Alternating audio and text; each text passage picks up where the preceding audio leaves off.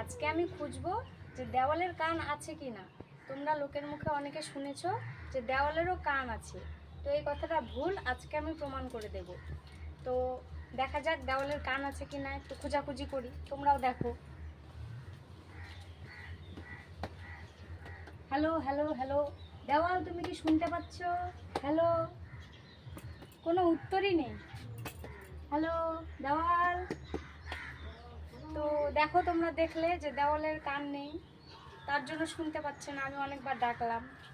তো তোমরা যারা যারা জানো না বা দেখোনি যে দেওয়ালের কান আছে কিন্তু লোকের মুখে শুনেছো, তো তারা তাদেরকে বলবে যে দেওয়ালের কান নেই, এই কথাটি ভুল।